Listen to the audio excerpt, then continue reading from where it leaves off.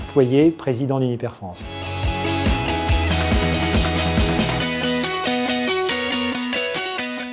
Uniper a pour vocation donc d'être l'acteur de référence en électricité et en gaz auprès des entreprises. Nous avons commencé par des grands acteurs industriels et là, aujourd'hui, nous étendons avec l'ouverture du marché à toutes les entreprises, donc aux PME, PMI, et nous avons connu une croissance très forte depuis cette ouverture ces 2 dernières années. Ce qui nous distingue, c'est d'être spécialisé sur les entreprises.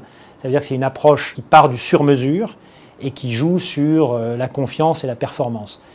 J'ai l'habitude de dire qu'il faut qu'on soit clair, vert et pas cher. Donc clair, ça veut dire que les acteurs d'entreprise attendent non seulement d'avoir une compétitivité, mais aussi que les clauses contractuelles soient claires, qu'elles soient compréhensibles, qu'on ait une force commerciale capable de s'expliquer, capable d'être proactive.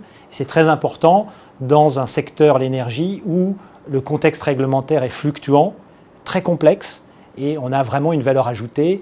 Ce n'est pas seulement la valeur du mégawattheure ou à l'heure H, c'est sur la durée, la relation qu'on construit avec son fournisseur pour ne pas avoir de mauvaises surprises.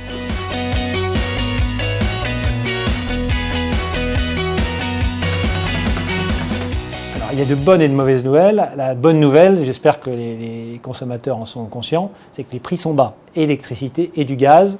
Donc il n'y a pas toujours raison de se réjouir, mais là il faut en tirer parti et justement optimiser ses approvisionnements pour faire en sorte qu'on consomme mieux. Sur le réglementaire, donc là c'est la moins bonne nouvelle. Il y a effectivement une instabilité extrêmement forte. Il y a un manque de visibilité, je prendrai 2 exemples, le marché de capacité et le stockage de gaz. Donc le marché de capacité pour l'électricité devrait être confirmé donc, par la Commission européenne au cours du mois de septembre et mis en œuvre au 1er janvier 2017. Comment les entreprises vont pouvoir s'y adapter?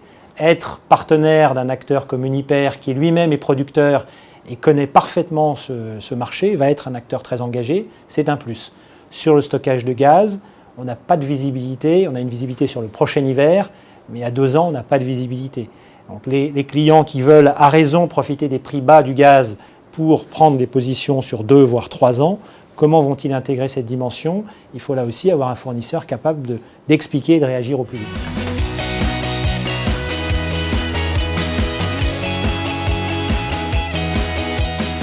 Sur des segments comme les clients tertiaires, nous avons vu depuis COP21 à peu près 30% des prospects passer à l'offre verte, alors qu'auparavant c'était 1 ou 2%.